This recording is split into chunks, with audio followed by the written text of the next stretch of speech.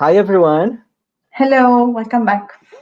Yeah, we are on our Mm, ninth workshop already, and we are having fun so far and learning a lot with all speakers here. So Yes, we had I'm Felipe very cool. Matias. I'm Felipe Matias. We always forget to introduce ourselves, Anna, but okay, it's the Yeah, ninth workshop. The people already almost know who we are. By the way, well, for the new ones, I'm Anaita Marrano, and this I'm is, Felipe Matias. And we are doing we are organizing this community called PhenomeForce, which is a group for talk about plant phenotyping and data analysis. And Mhm. every Friday, we are having this workshop series, Fridays hands-on, for beginners, for people that are already work on plant phenotyping. And we are trying to share what people are doing over there, right? Yeah, so I think we can start like with the presentation so as every workshop, we start introducing ourselves. And yeah, so last February at Phenom 2020, me and Philippe met for the first time, and we realized that as kind of beginners in phenomics, sometimes it's very difficult to access resources or like know what to do with your data or how to set up a phenotyping procedure. And so we say, why don't create a community where both experts and beginners can connect and contact. And so here we are PhenomeForce. There are already many members being part of this community, and we are very happy of it. And so we are new kind of because we just started a few months ago, but we have already, so if you want to know more about us and what we do and what we are going to do in the future, we have a website, and also we are on social media, so you can follow us on on Twitter, and also like we have a Slack workplace where you can ask questions, contact people. So if you want to be part of this, you can send an email to phenomeforce@gmail.com, and we will add you.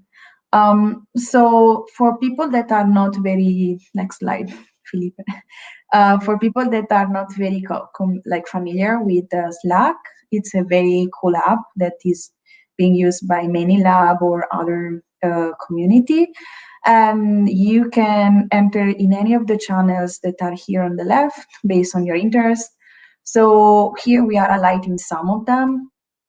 First of all, when you enter, we ask you to introduce yourself in the introduction channel, so then people can know you, and then maybe they can contact you to start networking or for any advice. Also, we have the Friday hands-on workshop. So if you have any comments, issue, problem, you can type them there.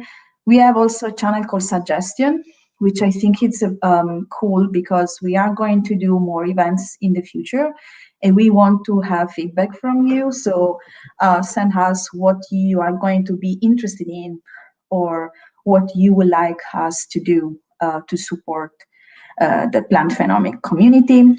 We also created a job offer channel because we think that this is a good service, even if there are many others in plant science, and we are going to communicate with them. And then also we have the event channel that is not in this workshop, and where we are going to promote events.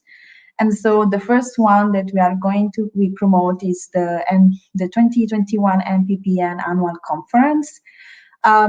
So registration is open, and I think it's a very cool. So we think it's a cool opportunity for everyone working in plant phenomics. Like me and Felipe, we met at Phenom 2020, and we start all of this. And I think it's a great opportunity to know people and interact with them. So this here you have all the deadlines and information, but the same information are also on our Slack channel, and so you can access them also there.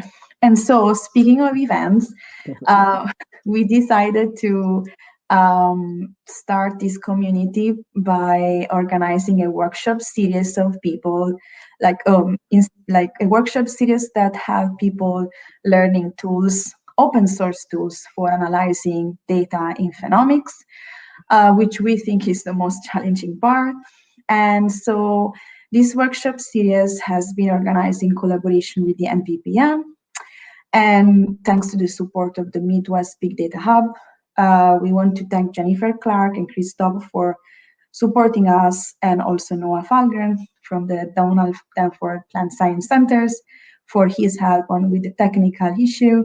So we are already almost at the end of this workshop series somehow. And today we have another amazing talk, and I will leave Philippe introduce the speaker of today. Awesome. Thank you, Anna. You are doing great on this part introduction, right? I have said so many times, and now I know. It's impressive how you're improving on this part. So, guys, as you always know, if you are new here, please sign up in our web channel in YouTube, in some part here, and keep following our activities. We are, as Anna said, we almost finished this season, but we are gonna continue doing many other activities. And if you have open source platform or pipeline, something that is working well in your group, and you wanna share this with our community, please send a message to us. We're gonna try to organize a workshop for you. So welcome for that. And if you're talking about the workshop today, also give our like in this video, because help us to send this information for more people. Cool? If you sign for this workshop today, you receive the link for the binder. So open that link right now and launch the binder button right here, this blue button here. So press that, and it's gonna run, and supposed to open, actually it's gonna open our studio like this one that you're seeing right here. And after open the RStudio, please go in this window right here. If you can see my arrow, this red arrow here, and do double click to open the R script from where we're gonna have our workshop today, right? So with this, I'd like to introduce Yufeng. He's a professor at University of Nebraska-Lincoln, and we're really happy and glad for him accept our invitation to come and share his research with us. The title today is Leaf Level Hyperspectral Reflectance to Rapidly Estimate Plant Chemical Trait. Pretty interesting. And so with this, I want to say hi, Yufeng. Yes. Hello, Philippe and Arinata. Good morning. Hi. Thank you for being with us today. Thank you for accepting our invitation. We are really glad to have you here today. Yeah, so we want to say that if you have any question for the workshop, you can write them on YouTube, and we will ask Yufeng to reply them live. And he will start with a short introduction about the phenotyping facility at his university, and then he will start with the practical part of the workshop. And with that, I think right, Philippe? Yeah, just remember, guys, we always say that, but we are using internet, many devices, computers. If something goes wrong, just stay there waiting for us. We're gonna give our best to come back in time. All right? Yes. And so let me share here we go. Yeah. Great. So good luck, and we will be back. Yeah, we are gonna be right here if you need anything. Let me know. Enjoy. Okay. All right. So good morning for the folks in North America, I guess, and good afternoon, good evening for the folks at the other part of the world. Very quickly, so my name is Yufeng Ge, and I am currently an associate professor at the Biological Systems Engineering Department at the University of Nebraska-Lincoln. And my background is an engineer, so I'm trained as a in the field of agricultural engineering, and in the past doing a lot of research in the area of precision agricultural and the sensing and instrumentation design for primarily agriculture and the natural resources applications. And I got involved with plant phenomics when I started my position with the University of Nebraska. And ever since, I have been doing research in image processing, imaging with different modules for plant shoot traits, and also developing some of the engineering systems for plant phenotyping research. So I have been working, and I'm very excited to working with people from various aspects of plant science, right? So plant geneticists, physiologists, breeders, and ecologists. So I have found a great pleasure, and it is also a very, very rewarding experience to work in this area.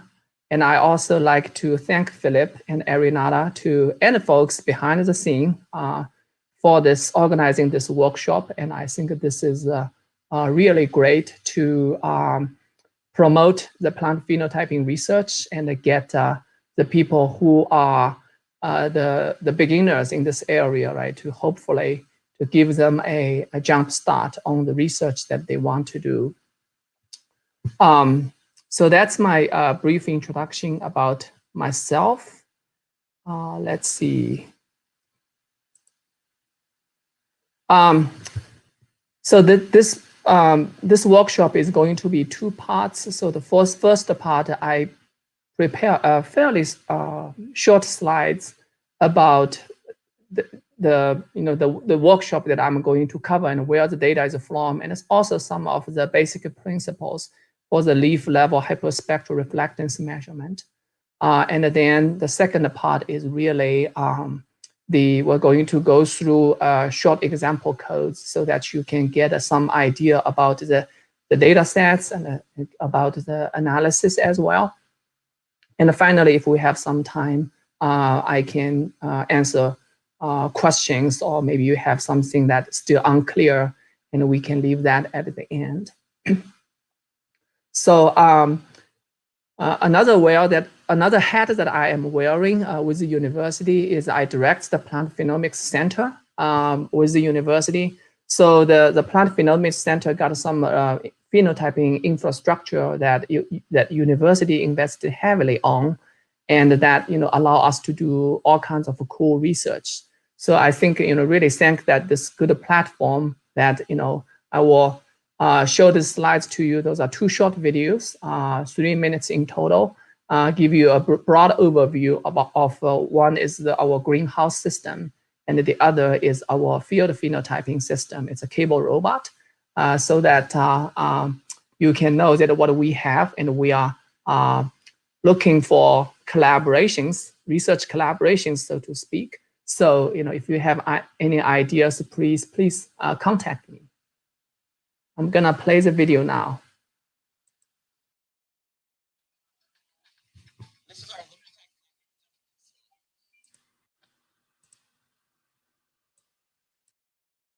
Attached to a 6,400 square foot greenhouse.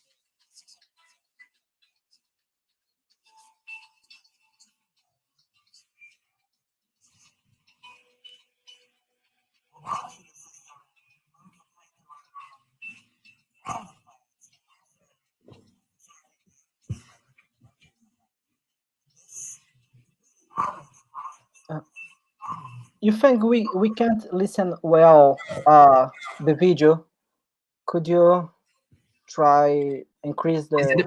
Is it better now? No, it's better for you, Anna.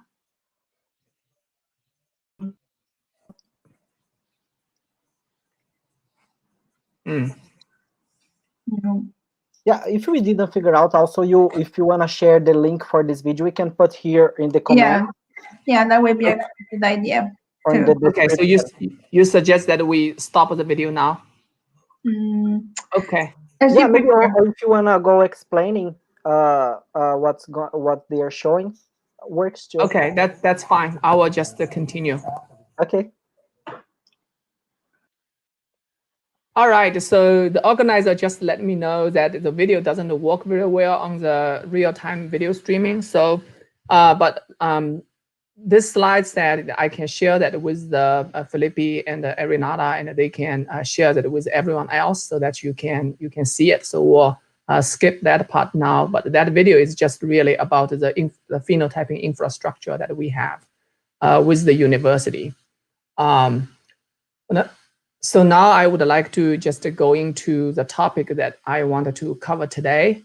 So it is about visible near-infrared and short infrared hyperspectral reflectance for leaf level measurement and for rapid estimation of the leaf traits in plant phenotyping applications.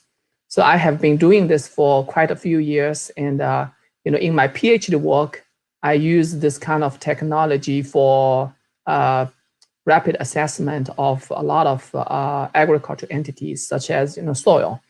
But I think this technology also can have a great potential to be used in plant phenomics research, just because it's low cost and non-destructiveness, and there's a lot of advantages of this technology compared to the traditional lab-based measurement that I will talk about in a few seconds. But so some of the background here. So you probably heard a lot of talks about RGB imaging, right? So it is very commonly used for the analysis of plant morphological traits. But if you look at other domain of the plant traits, for example, the chemical traits or physiological traits, the high throughput analysis of those really lags behind. And one of the promising technology is imaging spectroscopy. So it was commonly used in remote sensing, satellite remote sensing, and high altitude remote sensing from aerial platforms. And the imaging spectroscopy is quite mature in that industry already. But when we look at imaging spectroscopy close range for the whole plant analysis, it is still got a lot of challenges.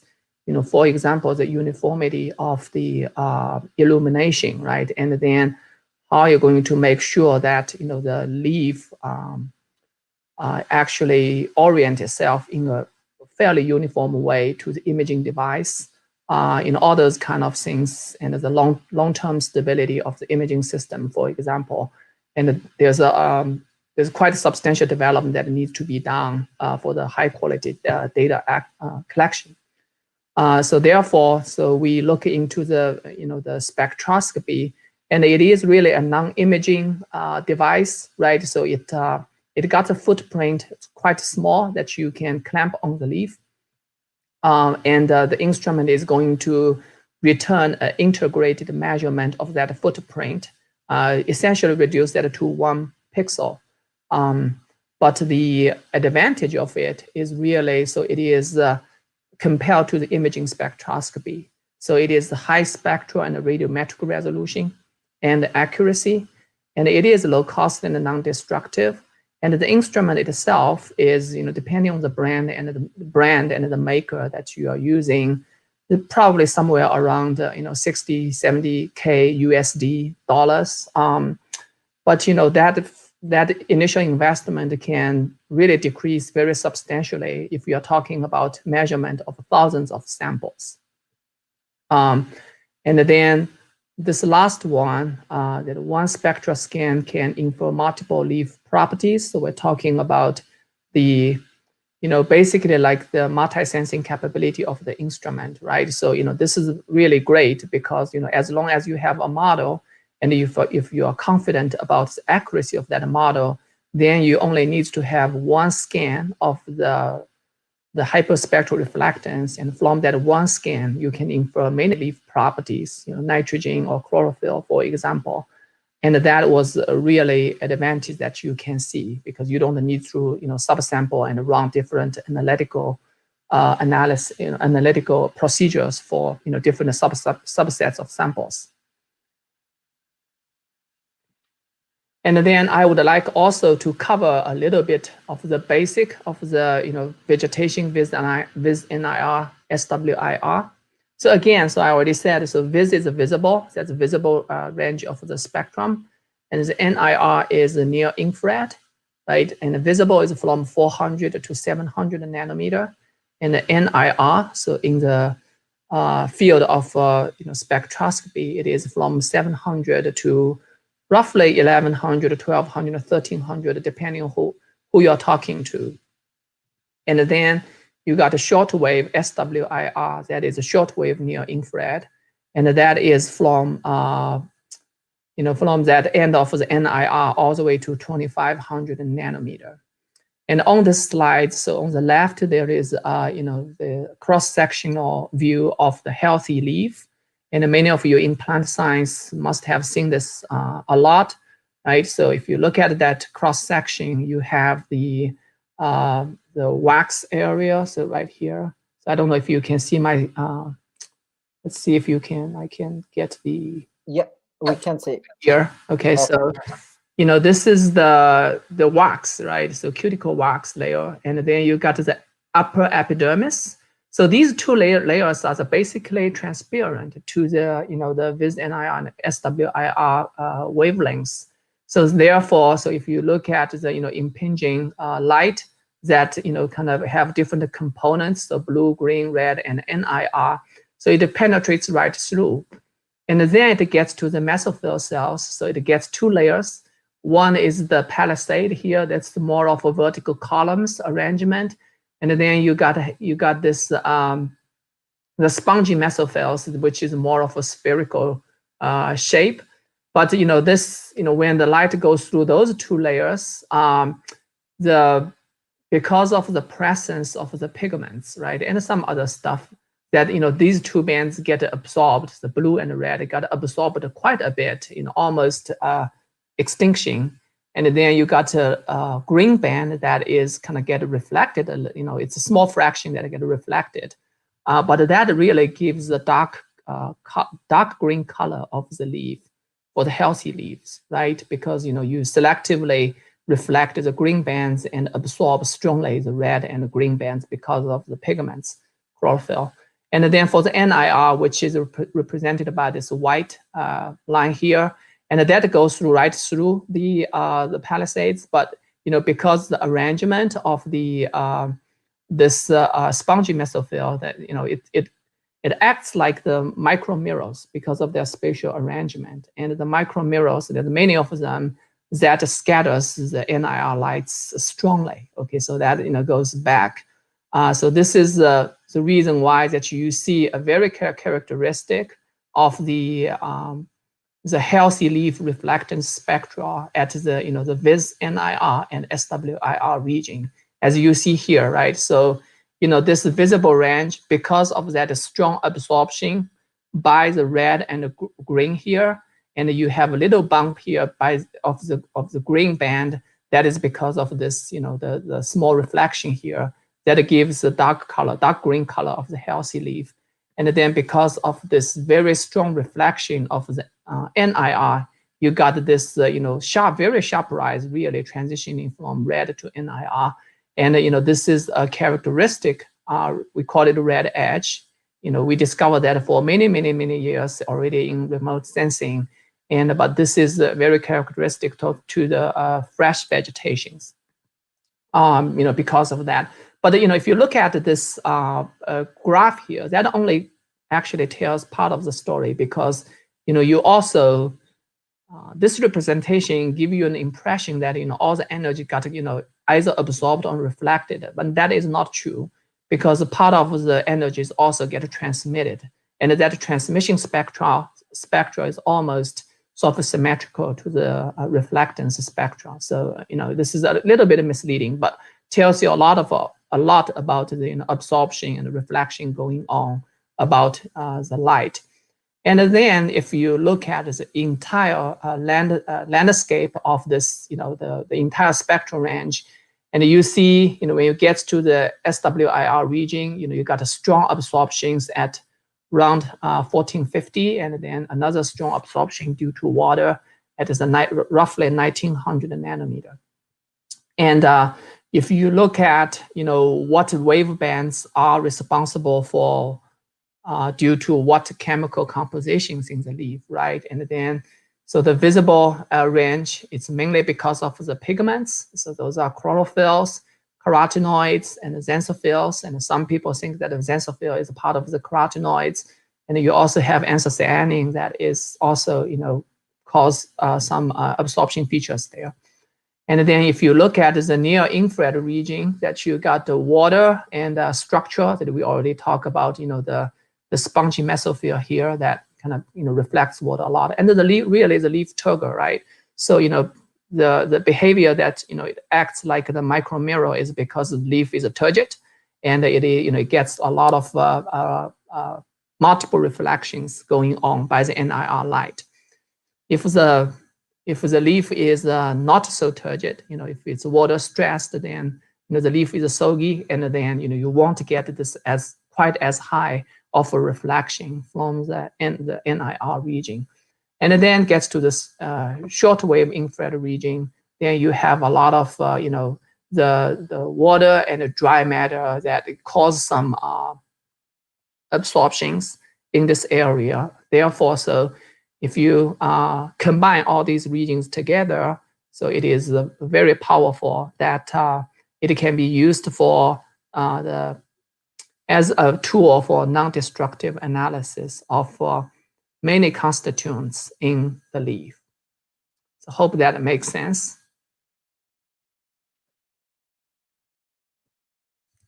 And so before I prepare this workshop, I actually did a literature review on the leaf with NIR SWIR analysis, and I sort of limit my literature on the plant phenotyping, right? So if the paper is talking about plant phenotyping, and then I would kind of identify that as a hit.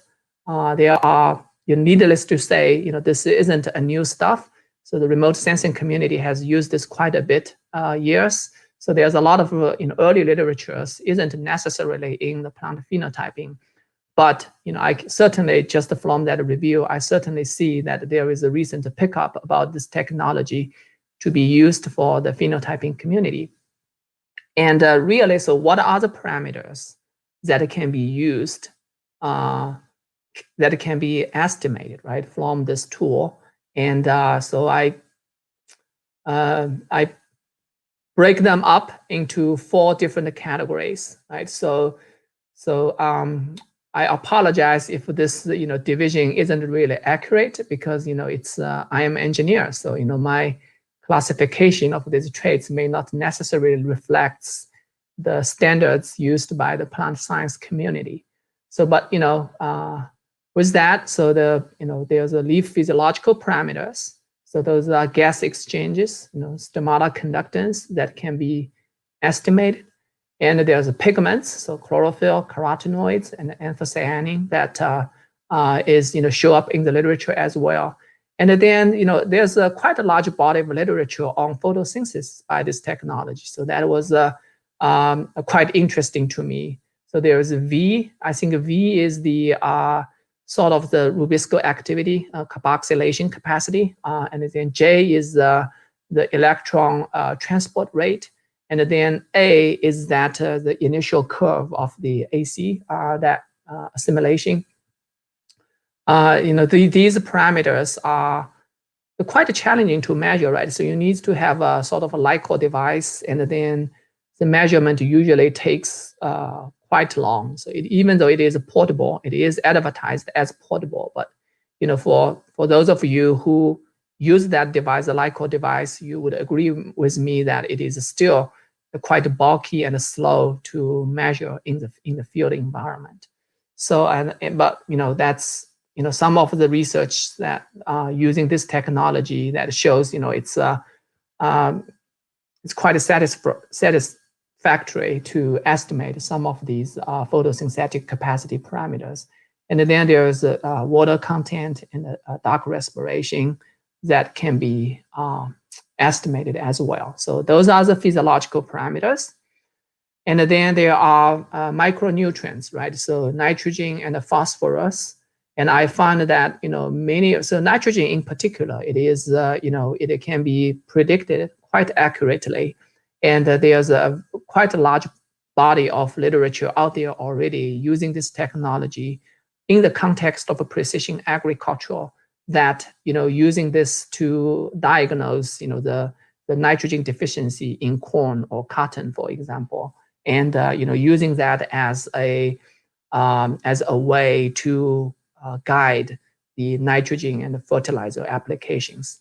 And the phosphorus is one of them as well. So the evidence seems to be not so consistent compared to nitrogen. There are studies showing that phosphorus is successful, some aren't. So and the CN ratio, right? So nitrogen and phosphorus certainly is important, because even for the plant phenotyping community, because I can see a quite close link, right, between the nitrogen use efficiency and the phosphorus use efficiency of the plants, and how we can using that phenotype to being able to find what's the underlying mechanism for those, and then utilizing that knowledge, how can we improve the plants, or engineering some aspect of the plants to improve that, right? And that was certainly quite important.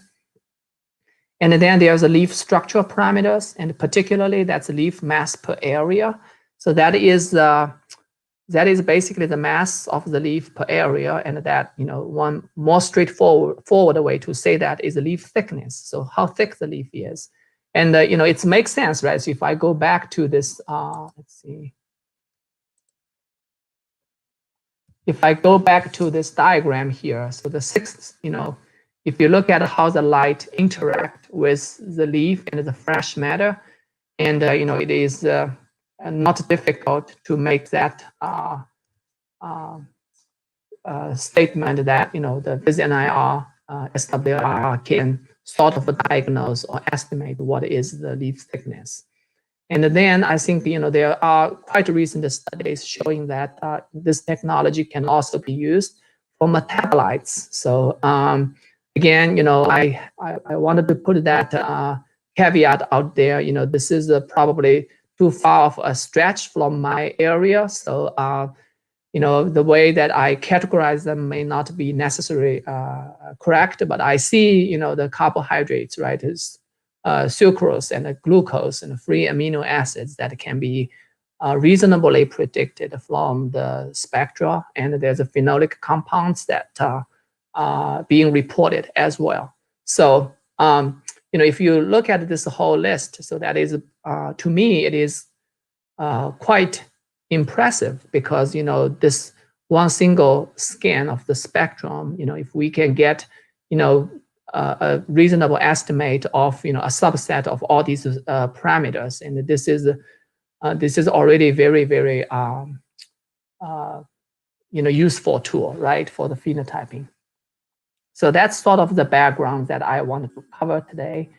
And then the next thing I want to say is for the second part of this workshop, we are going to go over a hands-on data analysis part. And that's going to be the processing and the modeling of the VisNIR, SWIR spectral data that we collected in the past few years.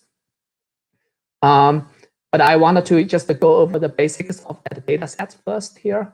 So the data is reported in this publication. So the DOI is listed here.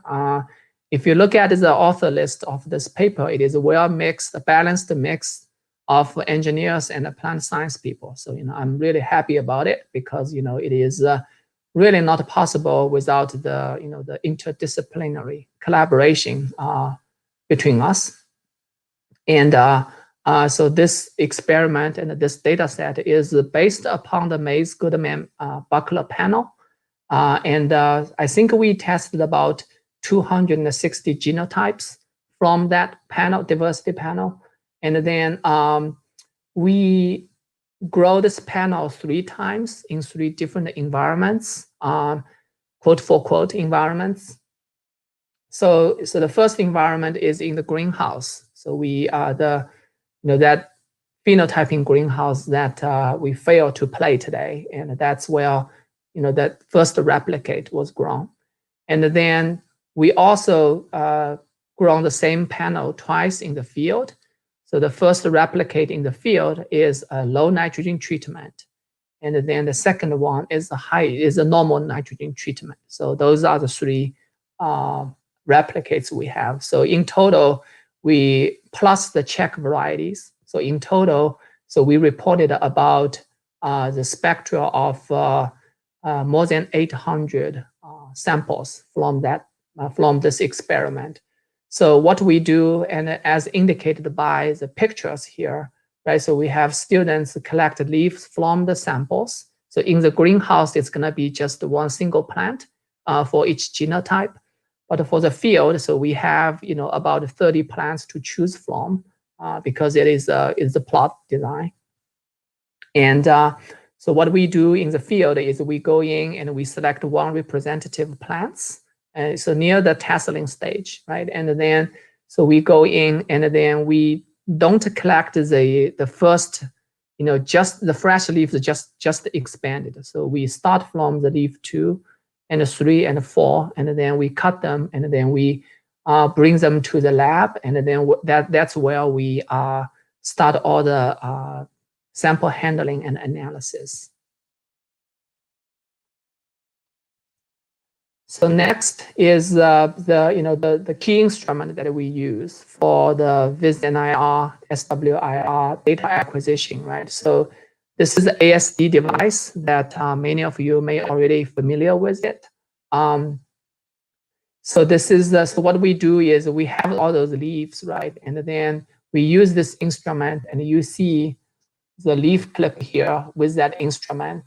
And so we basically use a leaf clip and a clamp on the leaf and take a measurement from the basal, middle, and the tip parts of the fresh leaf, right? And then, so, this is really recognizing that there are differences and, some of the variations within the leaf, and we wanted to take care of that variation. And that's the reason why that we measure all those three parts and average the spectrum. And then after that, so leaf are further processed to get all these different properties as you see here. So chlorophyll, leaf mass per area, and water content. And then there's a micronutrients and macronutrients and micronutrients. So macronutrients are NPK, so nitrogen, phosphorus, and potassium. And then the calcium, magnesium, and sulfur. And then there's some transition metals that is listed in the micronutrients. I also wanted to say something about the instrument that we are using. Like I said, many of you are familiar with ASD probably.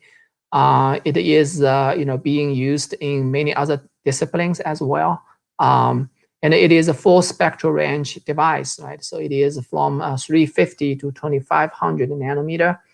And the spectral resolution. So this is actually quite important concepts that has something to do with the diffraction grading of the device inside the instrument.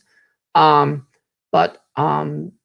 if you look at the resolution, it is 3 nanometer at the visible and the near infrared region, and then it is 10 nanometer at the shortwave infrared region. And so many people have a misconception about the spectral resolution, right? So when you look at the spectral data that gets output from the instrument, it is every nanometer.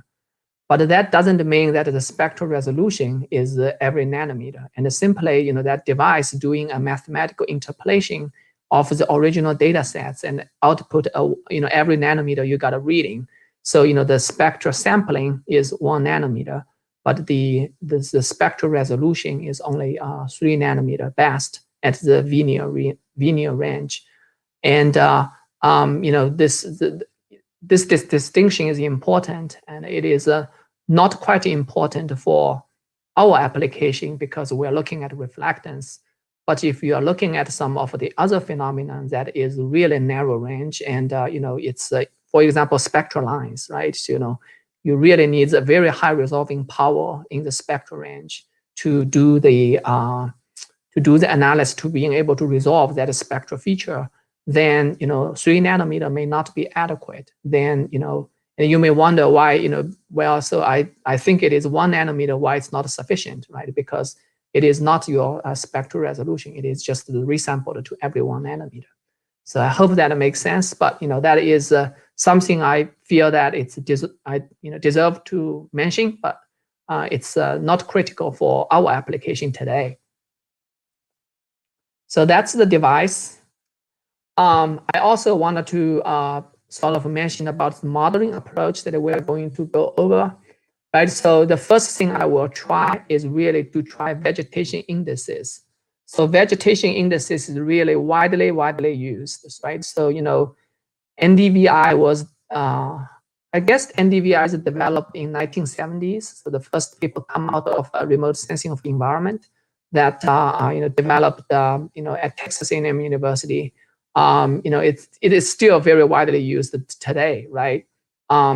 So we are going to use the first vegetation indices we are going to use is Gndvi. So that is a modified version of NDVI.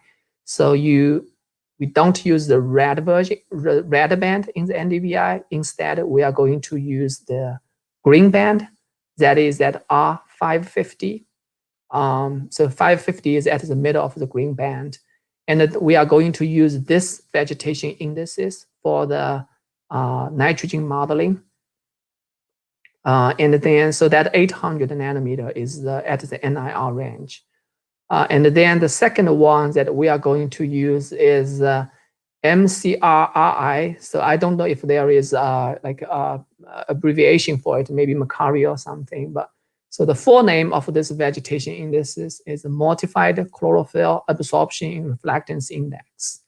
And I need to dig a little bit deeper about the origin of this vegetation indices. And this one is a little bit different from NDVI form. So it involves 3 bands, right? So that is R570, then R730, and then R850. So those 3. And it's quite interesting how the people that come up with those, this mathematical form right here, and how do they do the mathematical form here, and why it takes this form. It must be some physiological principle behind it. But I also think a part of it is it's probably coming from the remote sensing community. So if you think about the sensors on the remote sensing, right? So the satellites. Most of those are multispectral imaging systems, so meaning that the only certain wavebands are available. Therefore, so when you start to combine them to form vegetation indices, you are really limited by those bands that are available, and that's probably the reason why that it gets some of those wavebands here. But this is for chlorophyll modeling, and as you will see that in the hands-on part. This indices worked extremely well for our data sets. So meaning that those folks who developed that originally really put a lot of thoughts in it. All right, so those 2 are the vegetation indices, and the vegetation index, again, like I said, it is the well adopted tool, and many people use it, particularly in remote sensing community. And it is quite simple, right? Because the processing is really about forming mathematical combinations of 2 or 3, or maybe there's more indices involving more bands out there. But it's a few bands that you pick from hundreds of bands you have, and form a mathematical equation, and in the hope that this indices would correlate with the chemical properties that you want to predict well. And then the second one is a partial least squares regression. Hi. And, Hi. Yes. Sorry, there is a question. Okay. I will. So he's asking: is there a separated instrument available to measure these parameters on a low scale? I don't know if it means like probably the bands probably. Your Yeah. instrument can also be used at low scale, right? It's just the number of plants. Yeah. So well, if the low scale meaning the number of plants, and Renata, can you bring up that question again? Yes. It's here on my screen. Yeah. Sorry. Okay. Is there a separate instrument available to measure these parameters on a lower scale? So I am not sure. What do you mean by separate instrument? Do you mean the separate instrument that is specifically designed for those chemical properties? And I think that the answer, part of the answer is yes. That some of the optical-based leaf chlorophyll meters are commercially available. That it cannot be used for any other leaf properties, and the hardware design, the instrumentation, and the firmware with that instrument is it is designed for chlorophyll. So right, so you chlorophyll with it, but I think the spectroscopy is a much more common, broader tool, because that you get all the wavebands you need, and there's thousands of them. Then you got a lot of power to manipulate those different bands, to get the the relationship that you want with the various parameters. Okay. That makes sense. Yeah, I guess probably the separate instrument. Maybe you understand better. Like probably is referring, he or she is referring to the single, kind of metabolites or structure that you. Yeah. But I think the advantage of your approach is that you can get some information on all of them at once somehow. Yes. Yeah. Okay, you can go on. Thank you. All right. Yes. So I will continue, but if your question is not adequately addressed, please follow up again. Okay. So we cover the vegetation indices, and the second one is really partial least squares regression, and this is quite a different approach, right? So this is the approach that really gets into the machine learning, the statistical multivariate statistics realm. So partial least squares regression is really probably the standard methods that you are using when you analyze this kind of data, the spectral data, the optical spectral data, and the spectral data from many other instruments. Like if you have like the X-ray fluorescence, or even some of the mass spectroscopy, you can also apply this technology for this methods for the modeling purpose. But it, like I said, so it models the whole spectrum, and the dimension reduction is really through its axis rotation and the latent variables.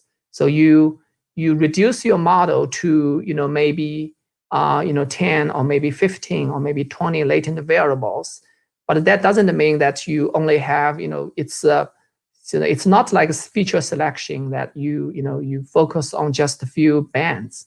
But the latent variable, even though you only use 10 or 15, but those 10 or 15 are the linear combination of all the wavelength, all the wavebands from 350 or 400 to 2500 nanometer, right? So if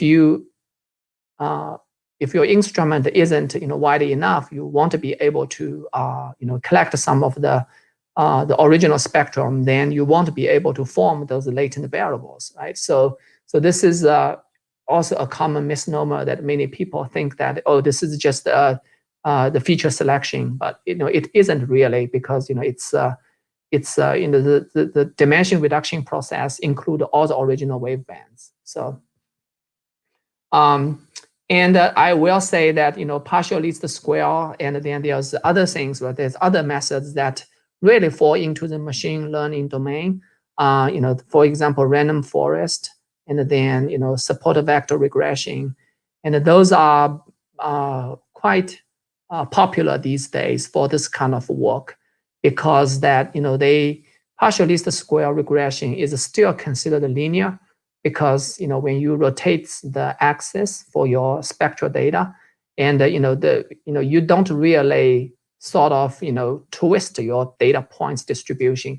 You more align them to different axes but it's still rigid, so to speak. But when you look at some of the other like support vector regression, that you actually kind of twist your data that in a way that it changes its linear relationship among each other. So but it's more powerful though, because a lot of those nonlinear relationship, which probably is true for a lot of cases, that can be better modeled and better captured by those other nonlinear methods. But we're going to just demonstrate PLSR today. And if you are interested about some other methods, we do have the codes that we can share with you for that. Finally, so the model performance, right? So usually the approach is that you have your sample sets, and then normally you divide them into two parts, right? So you divide them into a calibration set, and then you have a validation set. So the calibration set is really to calibrate your model, right? It's to get your model parameters. And then this validation set is really to allow the researcher to have a more objective assessment of how good your model is. So what is your R square, right? And then what is your root mean squared error? And and the reason about to separate them into two parts is that your test for the objective assessment of your model performance, you'd better test the model on the samples that has never seen by the model yet, right? So those are the training set. So so this is more objective, and this is not to avoid like the over optimistic about yourself, right? So feel good about yourself, and then when you apply to something else, it didn't work quite well. So this is more of a objective assessment. So I hope this makes sense as well. So now this is my last slides for the introduction, and I think the timing is good. We are going to transition to the second part of the demonstration here, and I want to ask up to this point if there's any questions that any things that are unclear to you that you want to ask or discuss. So let's pause here for maybe 1 or 2 minutes. Okay, thank you. Yeah, it was really great. I could learn a lot with many explanations that you give to us today. Thank you. Right now, we do not have any question, but please, guys, if you have a question about the first part, you can please type here, and Anahita and I, we're gonna make the questions in live time. Yufeng, could you increase the letters, please? Mm-hmm. Yes.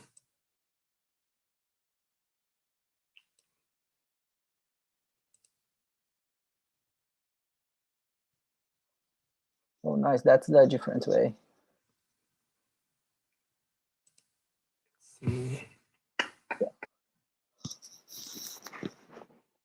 Normally, I go in tools, and there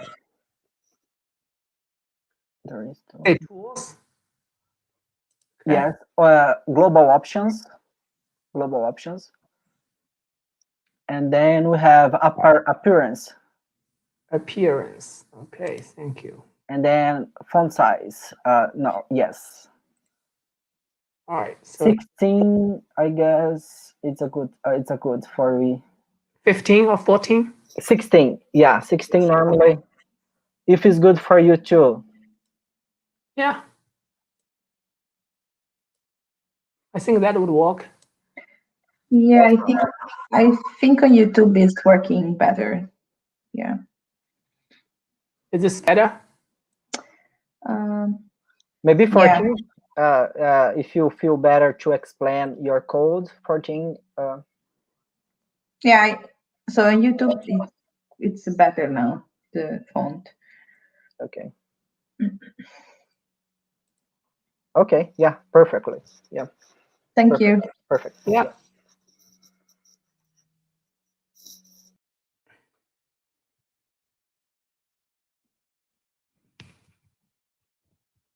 Which species are you guys working right now, Yufeng and Nebraska? Yeah, so we collected a lot of data on corn and sorghum for sure, and then we also have some data on things like soybean and wheat.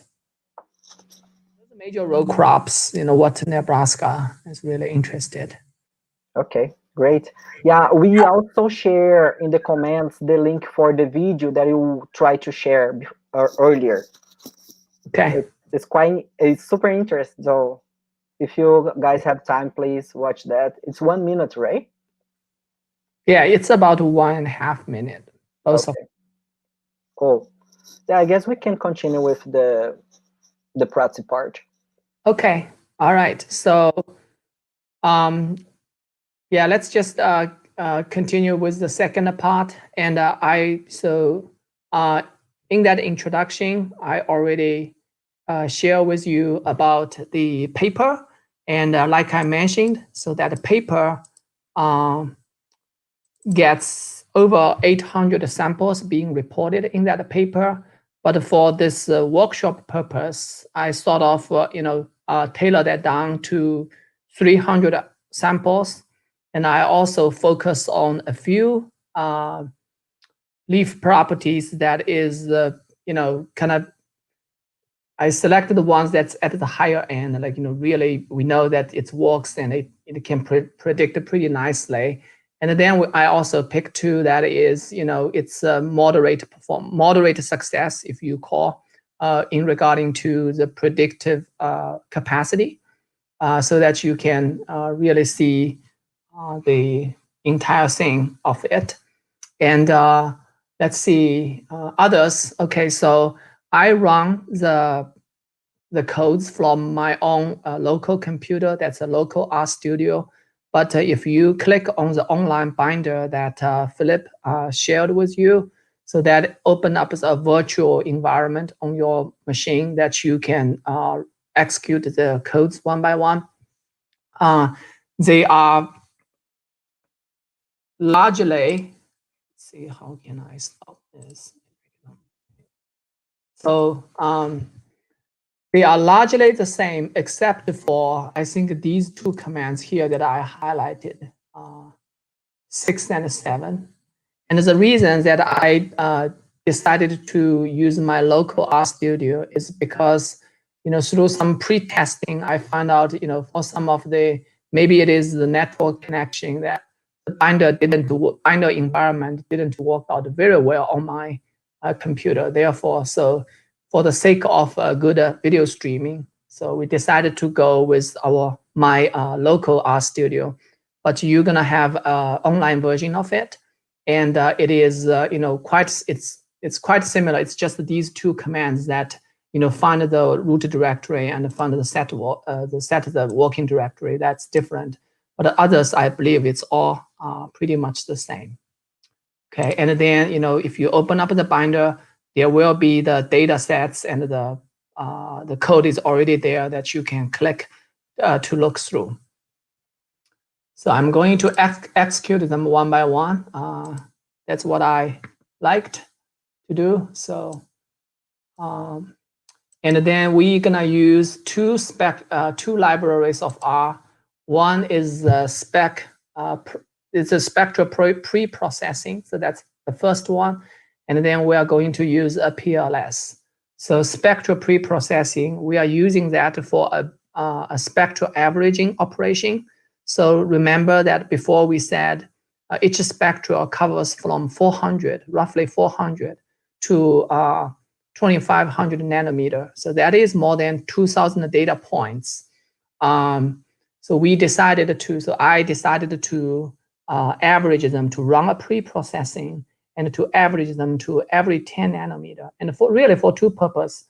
One is that that averaging is actually help with increase the signal to noise ratio of the data, of the spectral data, that a lot of those noises in individual bands, if you use an average, that that you can remove a lot of those random errors. And then the second one is for the dimension reduction to a better, it's not a key consideration these days, because the computer is so powerful that the inversion of a 200 by 200 matrix versus inversion of 2000 by 2000 matrix, it didn't make a really difference. But in the older days, it does make a difference. Therefore, that for the older guys like me, that I still like to reduce that to 200. Okay, so that's the purpose of this pre-processing. And then PLS is really called the functions, PLSR, for the PLSR modeling. And like I said, so I'm run the line 6 and 7, and you don't need to run them because you already have it in your working directory. And then so here, this line here, so it reads in the lab data. So lab data is organized as CSV. So you have 4 columns of data. So I think that's nitrogen, phosphorus concentration, and then I get the leaf thickness in there, and I can't remember the fourth one, but see, and the sulfur content. So that's one of the macronutrients that we also measured. So sulfur isn't reported in that paper though, but we have the data, and then I read in the spectral data. So I call it the spec R, and the R is really a self-reminder that this is a reflectance measurement, because sometimes you're gonna work with absorbance, sometimes you're gonna working with the transmittance in the spectroscopy. So R is, I remind myself this is reflectance. So the value is between 0 and 1.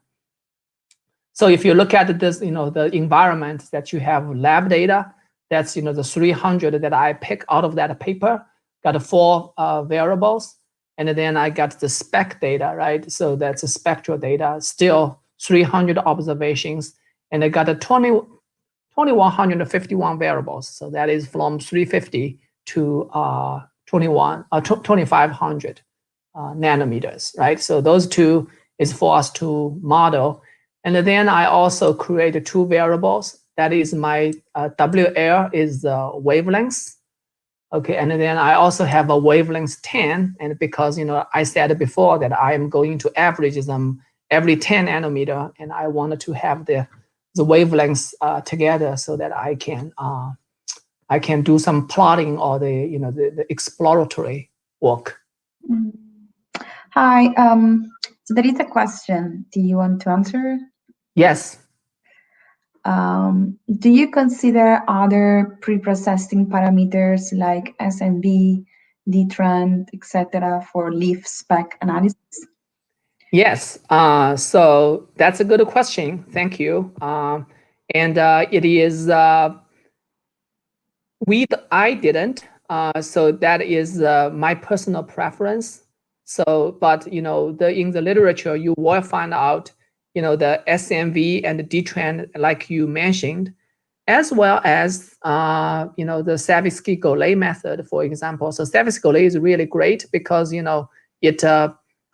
has it has smoothing, but it also have the first derivative and the second derivative, or even higher derivative in there that you can utilize. And I think the evidence isn't really consistent that it is really case by case scenario that some people would find that the pre-processing helps a lot with the modeling, but some would find, well, it's about the same performance. And it has always been the case for me that I do not see a huge improvement if I go through the SMV or the scatter, there's a scattering correction pre-processing as well, and the Savitzky-Golay. So therefore, I decided to just use a simple averaging. So, but this may not be the case for your data sets.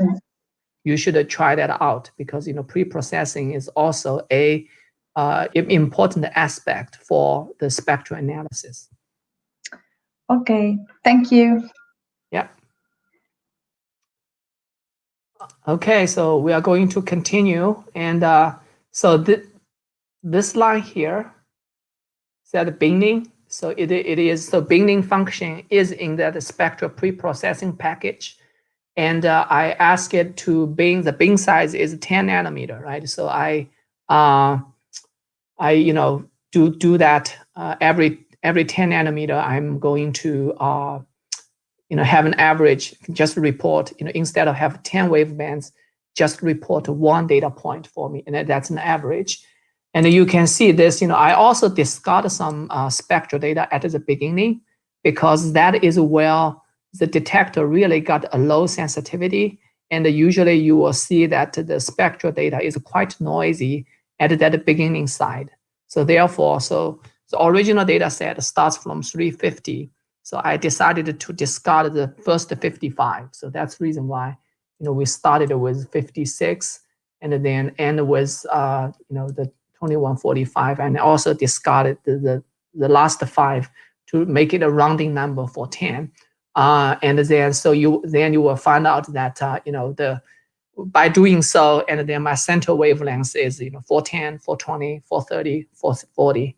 So, and that's the what we do here with the binding. Okay, and this is really fast here. And then I do a mat plot, and that's a matrix plot, and so that I can see what is the spectral look like, right? And the spectral look like, well, I will run this first, and then I'll explain. So so the spectral data looks like this on the lower right corner of my R interface here. But you can get a sort of, if you have a weird looking spectral, like it's not look like any other spectral in your data set, you can probably pick that up pretty well from this kind of plotting, right? And when I look at this, my first impression is, okay, so that's pretty all well, because all spectral looks similar, and it looks, it is consistent with my past knowledge, right? If we go to my introduction, so that a characteristic curve of fresh vegetation looks like this. So it is pretty much follow that pattern. So I'm satisfied with that. But sometimes you really want to have a finer looking at your data sets to be able to detect outlines, right? For example, I do have, one or two that is, I don't know if you can see the color shade. So there's one here that seems to be, a little bit higher in reflectance, right, than the rest. And then there's another one which is kind of very light blue here, in this range, that is also, maybe that's an outlier, right? But if you want to do those kind of a fine analysis, you really want to do a principal component plot. Plot your PC1 versus PC2, your PC1 versus PC3, and a PC2 versus PC3, for example. And then, so normally for this kind of data sets that, the first few PCs have, contains the majority of the variance in your data sets. So therefore, so if there's any outlier, that if you plot a few first PCs, it's really going to stand out, and that is the better way to detect if there's any spectral outliers in your data sets, right? I'm not going to do it here. So if you have questions about how to do that PCA, let me know, then I can show you later on. And then I do, so I have 300 samples here. I originally set a seeds, but this one isn't really needed, because then I decided I just sort of, I go through the pattern, right? So, every third sample that I pull out as my validation, and then, the rest is the calibration. So 300 samples, 200, I'm using that for my model calibration, and then 100 sample that I am going to use that for model validation, right? So originally I thought I'm just run a random draw. So that's the reason why I set the seeds, for sort of reproducibility concerns. But but this isn't really needed here. So I'm going to run these two, right? You can see the cal set and the val set in the environment. So it's really, sample 3, 6, 9, 12. Those goes to the validation set. And then the rest goes to the calibration set. And so I hope that makes sense to you.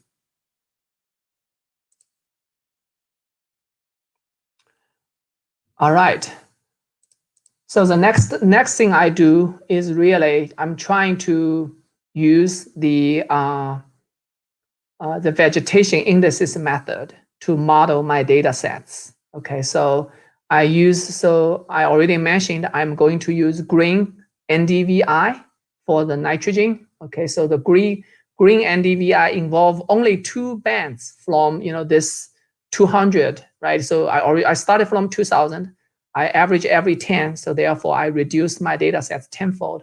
Now I have 200 something data points in each of my spectrum. But this green Ndvi only extract 2 bands from it. So one is 550 and the other is 800. So I kind of go to my to ask what is 550 and then extract that from my spectral data and form a Gndvi indices. So I'm gonna execute these 3 lines. So calculated Ndvi. So that's my Gndvi here. So it becomes a scalar, which it takes 300. It's got 300 samples in there, readings, and I can plot the Gndvi with my nitrogen. Okay, so I'm gonna blow this up a little bit. So that is my the overall scatter plot of that 300 samples. So x-axis is Gndvi extracted from my VisNIR SWIR spectral data, and then the y-axis is that lab N. So the N data, the N concentration of the leaf from the lab, right? So, and you can see, right? So it's a pretty clear positive correlation, which is consistent with what the literature says. So Gndvi is positively correlated with the nitrogen concentration, and you can see there might be a little bit of curve here that indicates may not be strictly linear. So maybe there's some if you apply a polynomial model, then it might be better. It might be a better fit, right? So that is the relationship between Gndvi and the lab nitrogen. Okay. So I am doing the same thing to the second spectral indices. So that is Macquarie that we talk about involving 3 bands. And I do the same thing. Those 3 bands are 570, 730, and 850. Okay, and then I calculated the Macquarie. So this is a long equation here. But literally, that is just implement the equation that is in that introduction. And then I can plot the Macquarie indices with my chlorophyll concentration measured in the lab. And you can see the relationship, right? So, and this is also a positive correlation. And the scatter is really narrow, right? It's wonderful. So, when I look at this, I was like, wow. So those people really, get a lot of thoughts into designing that spectral indices that, fits our data set so well. So, but we got a Macquarie on the x-axis, right? And then we get to the lab measured chlorophyll concentration A plus B in the y-axis, right? And by the way, the unit of this chlorophyll is a micromole per meter square. So it is actually an area measurement rather than a concentration measurement. Okay. And again, so positive correlation, great. And then so less scatter, great. And then if you look at the relationship here, well, it is maybe it's a linear, but we also see the the curvature here. so indicating some sort of nonlinear relationship, right? So there's a little bit saturation here. So maybe a second order polynomial would have fit the relationship better, right? So that is the so what do we get from this exploratory scatter plots? Okay. All right. So you already see the scatter plots. Now we goes to the modeling side, right? So I want to say that you know, to compare with apple to apples, right? You really need to, you know, split the data sets. Okay. So particularly if the task isn't for just the modeling to explain, right? So if the task is really for prediction, then, you know, you have to go through this more rigorous testing stage that, you know, you separate your data sets into the calibration and the validation, and you know, that's how you do the business, right? Otherwise, you're probably too optimistic about your results, and you know, it may not be perform so well as you claim. And this is what you do, what we do here, right? So when I do the modeling, and I'm gonna use the LM to do the modeling, okay, I only use the calibration. So I only use part of the data sets, right? So those are the 200 out of the 300 that is for calibration. And let's see. So you can see that I have the lab data as a Y, and that's tilde. And then I have Macquarie, right? And at Macquarie, and I decided to include a second order relationship. And that's the reason why, that's because of the reasons that I mentioned earlier, right? So we already have here the plot, because it seems like, you know, it could be better modeled by the second order relationship, right? So this is the purpose of that, right? So I have the model. And if you are interested in see what's the fitting look like, you know, I didn't have that in there, but I can type. So right, so you can summarize it. So LM CHL, and that would report to you, you know, what this model looks like, right? So usually you would interested in the R square is what you're interested in most. It seems like that's a really nice fit, you know, 0.12. Right, and then you would also looking at, you know, the significant level of these model parameters, right? So there's intercept, and then it looks like all significant, very significant, right? And then you have your first order, right? So you know, that's significant, and then you have your second order that is also significant. So meaning that, you know, this is you know, the second order model, second order polynomial probably fits the data better than the first order, right? So this is, you know, maybe higher order is better, but, you know, and you can try, and this is part of the research, you know, as a researcher you are gonna do. But I'm gonna, for the demonstration purpose, I'm gonna just stop here. We said that we are satisfied with the second order modeling, and we got R square of you know, 0.91. We happy? We're gonna move on. Okay. So, and that is that is the modeling part. And then, so we have this model, and it's great, 0.91 on my the training data set. Then I really want to see how that works on my validation data set or testing data set, right? And this is you know, this line here, line 45 on my code, is for that purpose. So I extract the coefficients from this model, and then apply that to my test data sets. And I come up with the prediction. So there's a predicted value, it's a linear model, and it's the chlorophyll. Right? So I run that, and this would predict, so apply that model to my test data sets, right? And then I can predict, I can plot, right? How does that look like for my testing data sets? So remember, this is a data set that has never been seen by my model, right? So, and I got the results like that, and you can see right now the x-axis. So there's 100 points on this plot, okay? So the measured CHL is on the x-axis, and then my predicted CH is on the y-axis, okay? So, and you can see, you know, the prediction is pretty good, right? And I will put it here, and then I will give you some reference here about, that's drawn AB line. AB line is 1 by 1 line.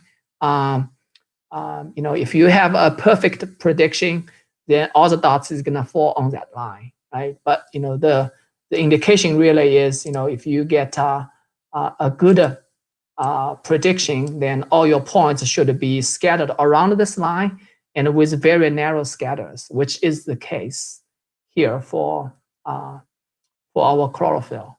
Okay, so I will stop here so that you can see the distribution and the prediction. Excuse me, Yufeng. Yes. You have a question here. Okay.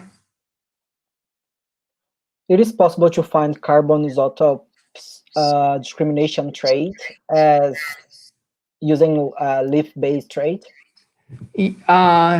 Yes. So that's again. So I like you guys ask all these interesting questions.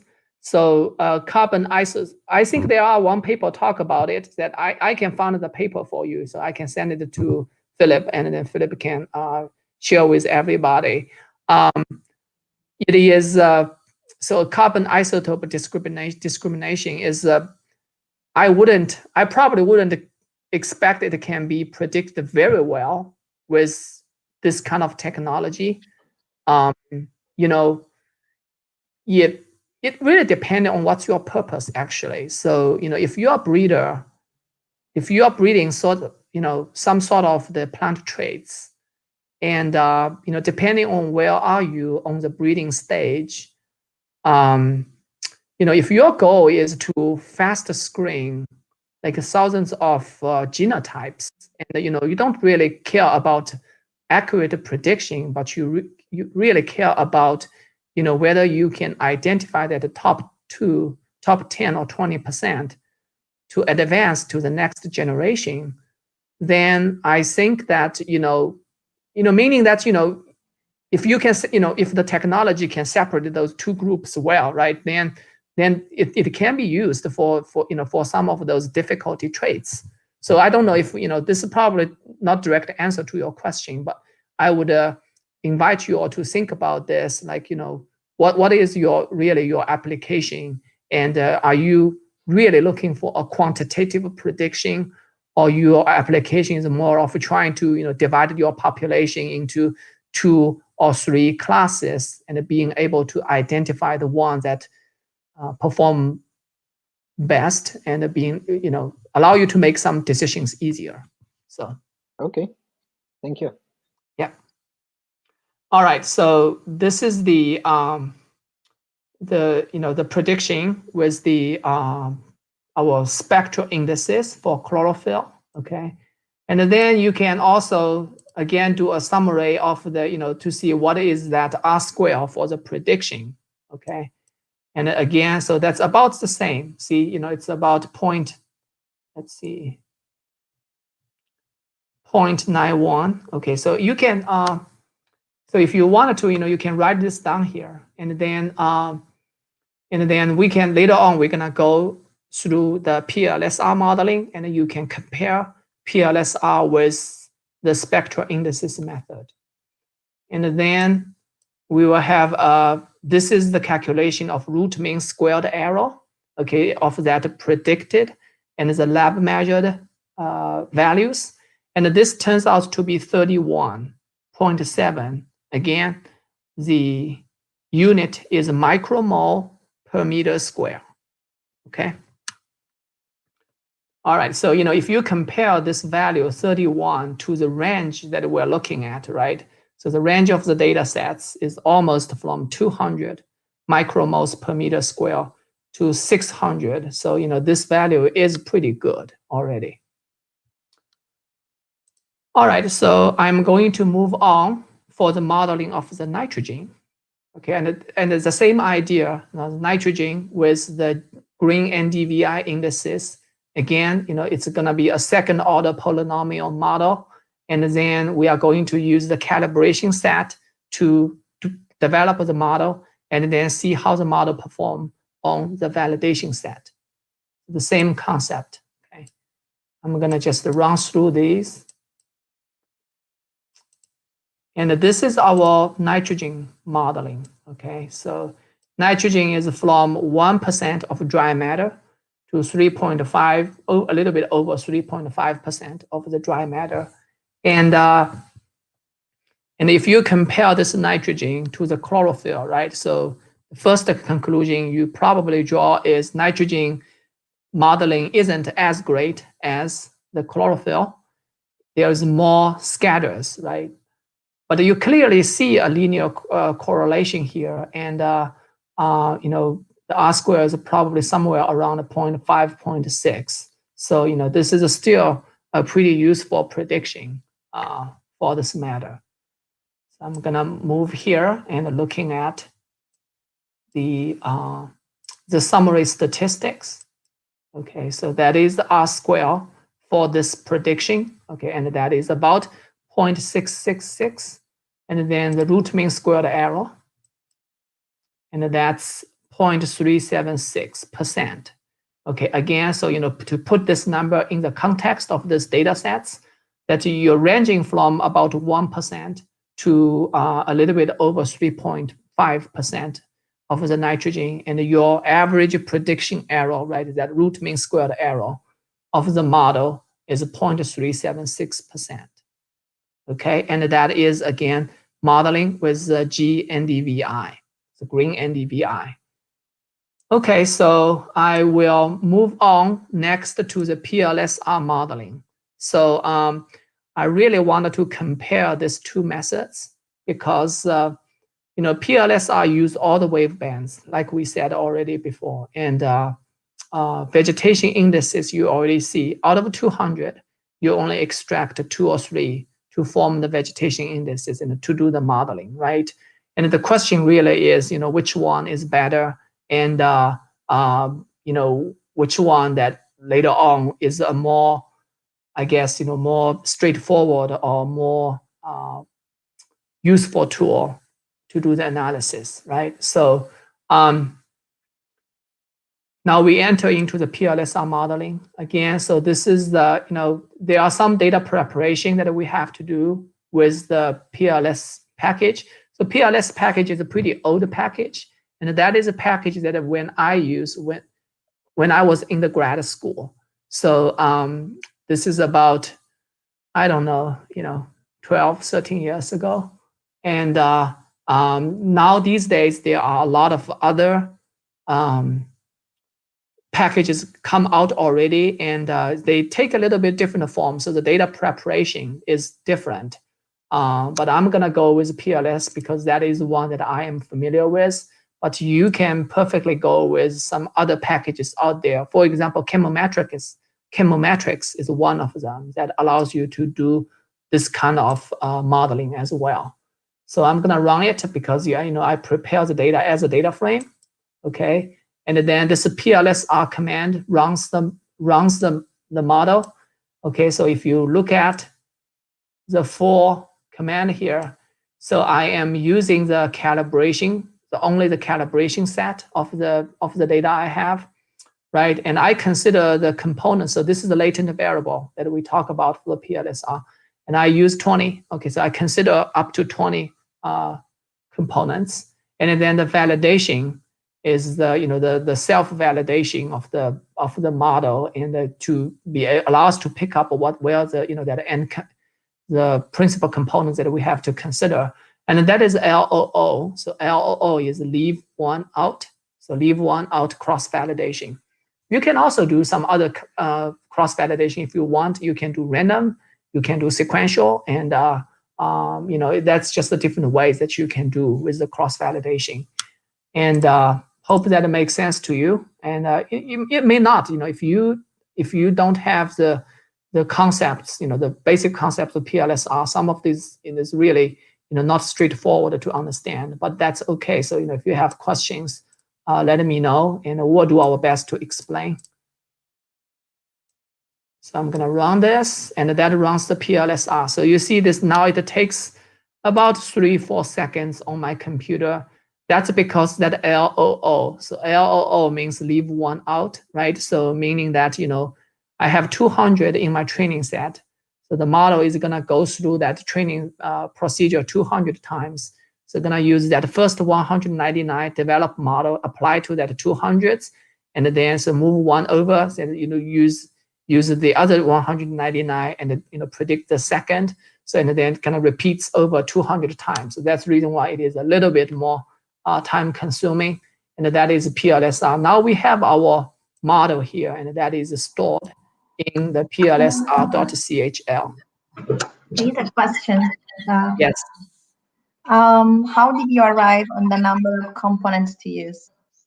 Yes. So, man, you are getting ahead of me. So, so this next step is we're going to determine how many latent factors we're going to use. Okay. Okay. Thank you. So this is valid. So we're gonna draw a validation plot. Okay. So this is all right. So I'm gonna blow that up a little bit so that you all can see. And so this is the model, right? So this is our PLSR chlorophyll model. And this plot is the plot of root mean squared error for prediction through that leave one out cross validation. And then so that you see the number of components on the axis, right? So as we go from model only have 0, 1 components to 20 components, how that prediction goes, right? So the errors, the lower the IMSE, the better the model. And you see two curves here. One is black. So black is just simply the training, okay? And then the training results.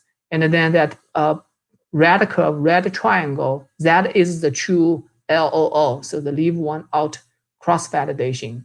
Okay, so as you can see, right? So they are about the same, but until you get to 5, 6, that the performance starts to separate from each other. Okay, and this relates to what we see about you really need to do the cross validation or a separate independent test set for your model. Because of this, right? So as you go, including more and more components into your model, but your training performance is always goes down. Because you keep adding information to it. So even though that your information is not useful, it is not going to make your model worse. So therefore, you see that it's continuously go down, and this is where the over, you hear the term overfitting a lot, right? With the multivariate statistics and machine learning. And this is exactly it. So you are overfitting your model and your performance looks better than it should be, but it is, it is wrong, right? It is misleading because if you look at the LOO, the red curve here, so adding more components do not necessarily improve your performance, right? So you really, so the task for a lot of machine learning task, right, is really to trying to determine what is the appropriate hyperparameters. PLSR is, so there's one hyperparameter, so to speak, for PLSR, that is the number of components that you decide for your model. And you do this through cross-validation of your training set, and you construct a plot like this, and then you determine where is your lowest point, right? And it seems like your lowest point is really when you have a n component of a 6, or it really gets to the lowest point. So right, so meaning that this is the true model size you have that would achieve a good performance. So that would address the questions that just come up, that I hope that it makes sense to you. So this is really, so this graph tells you a lot. So this is the important graph that, kind of convey the message about overfitting, right? So large model does not necessarily give you better prediction. And so that's, that is perfectly shown here, Okay. All right, so I'm gonna close this, and then I'm gonna use this. So this is really the prediction here. And let's see, I'm gonna run the prediction, and then, oh, sorry, so I just highlighted part of it, so I shouldn't. And let me escape. So I need to run the whole thing here. Okay. And then so this is the prediction. Okay, the new data is the data sets, the validation data sets. And then this brings you the prediction, so the prediction plot. Okay, and this is the same scenario for the chlorophyll prediction, use a different method, right? So this is the Plsr modeling. You can compare this with the prediction of using the Macquarie indices. And again, I will do the same. So I'm going to do the AB line. I'm going to do the RMSE, okay, and then I'm going to do an R square. So, and you can, so before I wrote it down here, when we use Macquarie, we get about an R square of 0.91, and we get, so you compare that 0.91 with this 0.949 here. So that is, seems like there is an improvement of the performance with the Plsr modeling, even though that improvement is small. And then we also, if you look at the RMSE, so that is 24.02 micromole per meter square. And you compare this to the previous one, that is the 31.7 that I wrote down, micromole per meter square. So the conclusion seems like there is a slight increase of modeling performance with Plsr for chlorophyll modeling, okay? And now you see the Plsr, I'm gonna move on with my nitrogen, okay? So the same thing here, so you already see with the chlorophyll. So that's, I'm gonna run this, and I'm gonna run Plsr, the same setting, right? You know, we have this, consider 20 components in the model, and I use leave one out cross validation. And this is the validation. This is again my validation plots. Okay. Like I mentioned earlier, and this is similar to chlorophyll, but this is for the nitrogen this time. Again, you have number of components, the model complexity on the x-axis, and then you have your performance, that is RMSEP on the y-axis, right? So again, for the pure training, it just goes down continuously, right? You're overfitting your model, and this RMSEP for the training only give you a false impression about how great your model is, as opposed to this red curve. This is the true, this is the true performance, right? Because this is from the cross validation. And it seems like, you have, somewhere around here, 11, 12, I don't know, if you want to draw, you draw a line here, that gives you a better performance of the, so this is where you should draw to determine the size of your model, okay? All right, so, and then we get, so therefore, because of that decision, we're gonna do a prediction here. Okay, so this is a prediction here, this line here, and that is the includes the new data. Again, that becomes a validation set. The NComp is 11. I guess that's how determined to get from this validation plot. And I'm gonna predict that. Right? You have the model predict on the test set, and then I'm gonna draw a plot. Okay, so that is the nitrogen prediction with Plsr, 100 points. And then I'm gonna draw an AB line, the same. Okay, and so it seems like the scatter is narrow, right? So you can compare this to, many figures before that. We got the prediction with the Gndvi, and you know, we can look at its performance, right? So I get the RMSE here, and I got the R square here. So I think before we get an R square of 0.666, I remember that one. So now we have R square is a 0.802. So that is a quite significant increase of the R square with the PLSR method. And then I have, you know, the RMSE of the prediction here is 0.289%.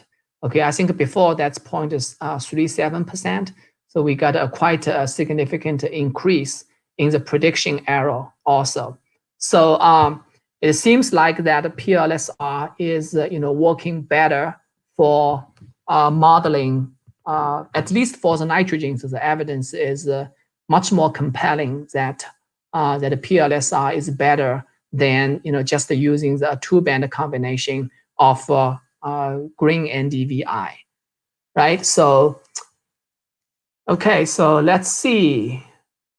So I also include the analysis of MLA and the sulfur here, but I don't want to go over it here because, you know, I think that I would like to leave some minutes for us to, you know, for you to answer questions or have a discussion with me. But these are here, and you have the data sets.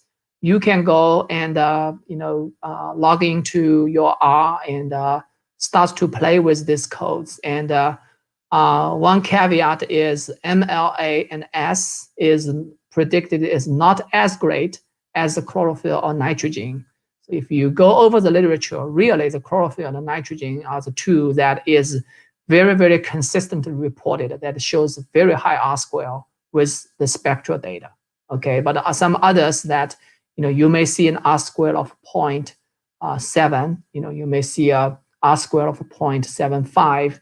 You know, those are probably not so exciting if you really want to pinpoint what the values are, quantitative analysis. But again, so, you know, it's really application dependent, that if you just wanted to, you know, being able to separate the groups and for some of the qualitative assessment, and you know, those are still very, very useful tools. Okay, all right, so I would like to stop here. So Philip and Arinata, I don't know that, you know, I think that we got about 18 minutes to the end. So I would entertain some questions from our audience. Yeah, so I have an echo, so I will try to avoid it.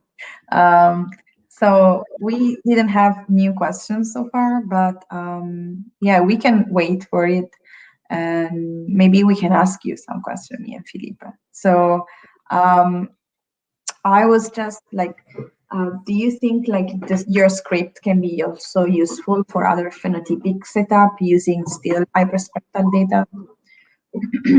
Yes. Yeah, so, you know, this kind of analysis is also used for the hyperspectral imaging, right? Oh, I mean, this is a setup very similar to hyperspectral imaging, and the only difference is, you know, for the imaging device, you got many pixels per plant, right? So it is a spatially resolved technology that gave you the opportunity to look at, you know, what is the spatial distribution of this properties in the plants, right? So in that respect, it becomes really powerful. But, you know, again, you know, a lot of these are data-driven methods, so to speak. Therefore, you know, spectral data itself isn't going to give you, you know, you really need to train a model. You need to have a model, and you need to have a model that you know that it works with the entity that you are working with and your environment very well. Then that becomes really powerful, because and you know, you can just get the spectrum, and you trust your model, and then you can apply that model to your spectral data to make a prediction, right? And you know, the the analytical side is very, very similar in a sense that you are using multivariate modeling, and there, there are a lot of methods for this. Spectral, the vegetation indices is one of them, but you can also use Plsr. You can also use, support vector regression or random forest. I have another question. Did you guys evaluate how the environment could affect the adjustment or the fitting model process? Because it is, imagine if one day you have like a cloud day to take the pictures and another day sunny day, how it affect the model? Yeah, the model. it's certainly, yes. So that ASD device that I showed in my slides earlier, right? So that is actually, so it is designed for, lab benchtop as well as in the field. You can actually have a backpack and, you can carry that around to the field, and then you can clamp on the leaf, without cutting the leaf. And then you can take measurements from the field. That's really advantageous that you can measure leaf without, damage it, right? Philip, you raise up a really interesting question, and that's a good one. That it's not so much of, I guess it's not so much of a influence from illumination, because it's, the instrument uses its own light source, so that's the artificial light source, does not depend on the solar light. But the environment, like the humidity and the temperature, it will have an effect on the optical, configuration of the system, as well as the detector responses and the signal to noise ratio. So that's we see that ASD would perform less optimal in the field conditions. That's for sure, and that's just because the temperature really is the nemesis for a lot of that we take, right?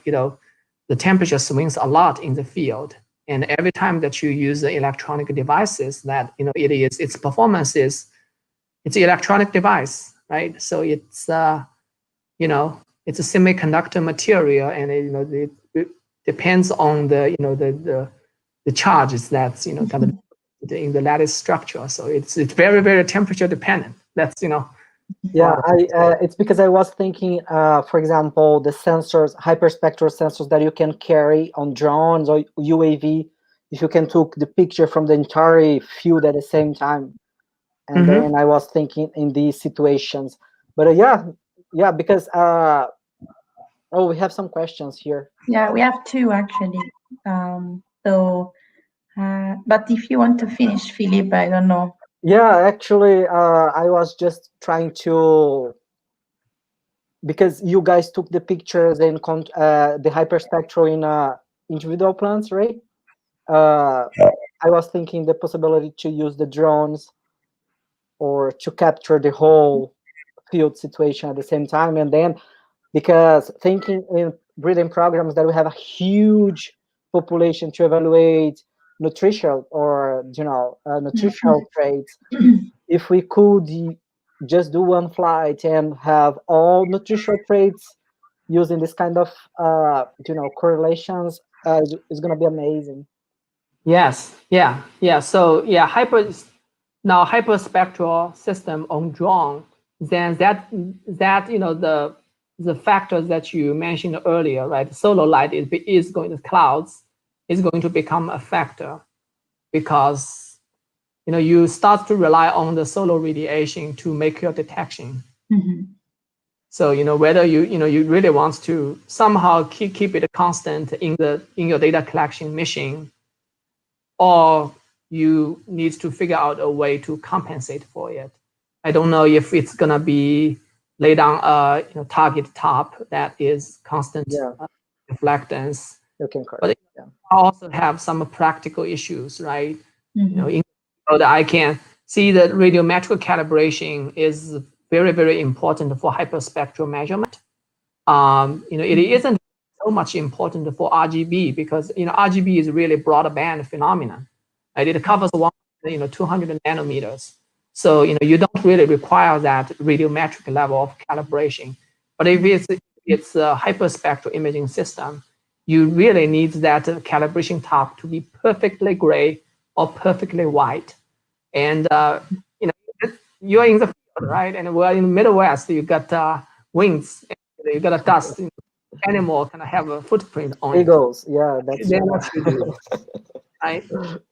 So those kind of things are more practical issues that you have to consider. It's doable. So should I start with the first one? Yeah.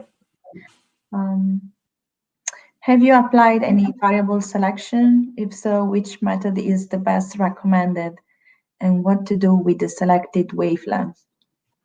Yes. So variable selection, right? So usually those variable selection can be divided into, I guess, two broader categories.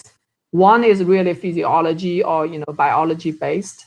So if you are in remote sensing community, there are a few vegetation indices is really based upon physiology.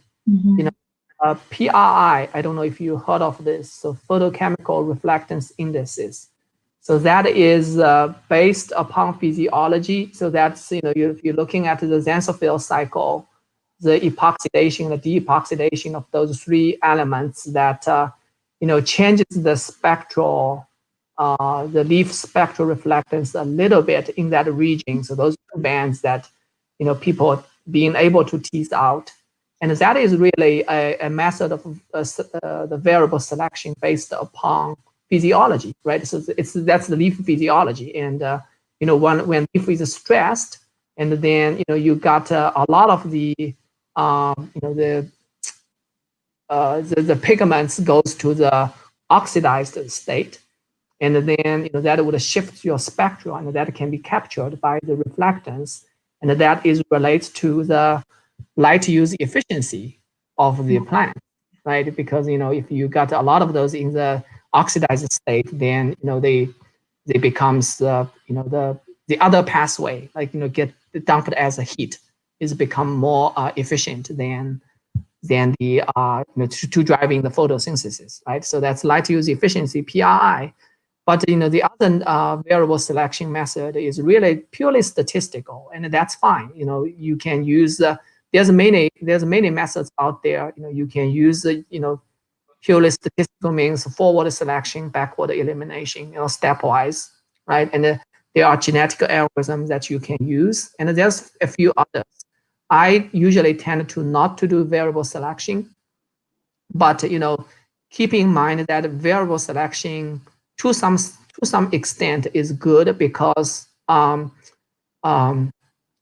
because not all bands are useful. You have 200s, right? So or 2000s that some of those bands are there because that just because the the PLSR you have to use all the wave bands. But whether they are going to help with your prediction or not, we don't know. So if you implement a variable selection, you will have the chance to improve your model. And also other advantage of wavelength selection is you can do that backwards, right? So you select the wavelengths that from your data that is the highest correlation with some of the leaf properties you wanted to investigate.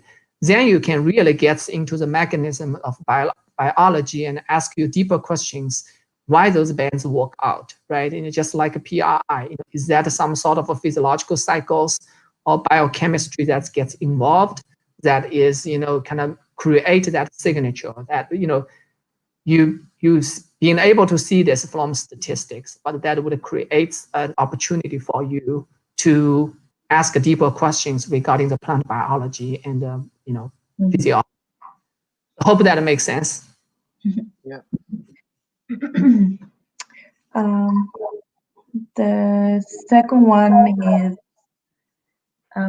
does it make sense to use derived indices in PLSR? Yes, so it's I have mixed feeling about this. really depending on how many, really depending on how many indices that you can extract from your original wavelengths, right? So, like I said, the PLSR is more of a, to me, it is more of a linear method. So its capability to model highly nonlinear phenomena is limited. But some of those vegetation indices, right? Ndvi, for example, it is nonlinear, right? So you got the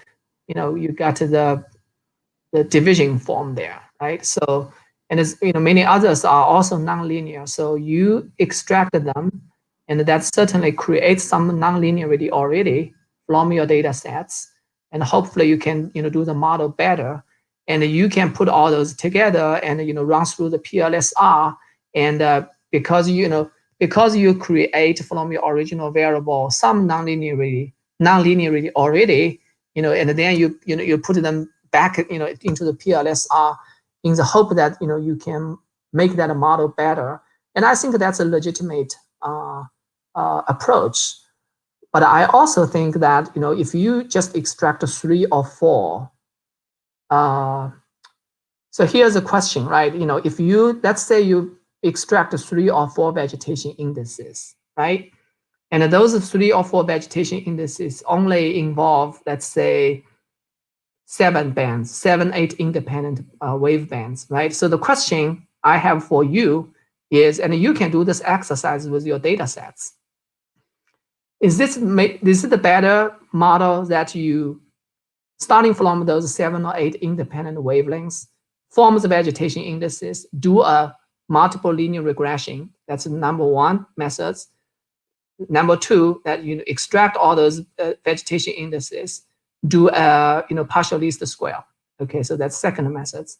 And then you can just don't forget about your vegetation indices or PLSR. Starting with those 8 original independent variables, do a PLSR or do a even neural network. Which one would give you the better one, better results, right? I guess it's probably, if you really kind of capture the variation of the data sets, you probably end up with quite a similar performance. But you are kind of modeling the relationship, whether it's linear or nonlinear from different routes. But I will tell you, the rise of a neural network really captures everything, right? You can train an extremely complicated model that can perform, that can model pretty much any kind of nonlinearity in your data sets. So if you try this, right? I would encourage you to try this. Part of it is professors won't have time to do this, so you do this, and then you have interesting findings. You let your professor know, and he will be really, really excited about it. That's a good tip. All right, I guess we are in time. Yeah. And we do not have more questions here, but please, guys, if you continue having questions, you can use the Slack channel or send email, right, Yufeng? And yes, we're here to help you doing your analysis and share whatever knowledge that we have with you guys too. Yeah. So thank you, Yufeng, and I think we can start advertising the next workshop. Yeah. Did you need to want to say something? Oh, sorry. Yeah, sorry. Yeah, thank you a lot. And I don't know, you wanna say something? No, not really. I'm really glad to be part of it, and I really hope that some of the stuff that we covered can either can help you in your research in one way or the other. And like I said, I'm an engineer, but I have found a very rewarding experience by working with plant science people, all walks of plant science. And I think that this is going to be an area that I will continue to work on in many years to come. And I hope at some point we'll be able to cross our roads in the career. Awesome. Awesome. Thank you a lot for being here with us. Thank you. Thank you again. Yeah, awesome, Mona. Actually, at the beginning, I said that this is the 9th, but actually it's the 8th. Yeah, next week is the 9th. Yeah, so no, let's continue doing the workshop. We had other 2 at least, right? Yes. Yeah, planned before Thanksgiving. Yes. Yes. Yeah, because we had the 10th one, which is from Larry York. Yes. Yeah, so next week, the same time, we are going to have another workshop led by Kelly Robbins and Nicolas Morales from Cornell University. They will talk about ImageBreed, which is a tool for managing and storing drone images. So if you already registered for this workshop, you don't need to register again because we keep sending information every Thursday. But if you think that this workshop can interest other people, please share the registration link to them so they can attend it. And of course, thank you again for joining us. It was a pleasure to have this workshop and to have you here, and see you next Friday. Yeah, guys, thank you for being here with us. Hope you guys are enjoying our series so far. Again, if you have something with a pipeline software that you want to share with our community, please send a message. And yeah, see you next Friday. Bye-bye. Bye. Bye.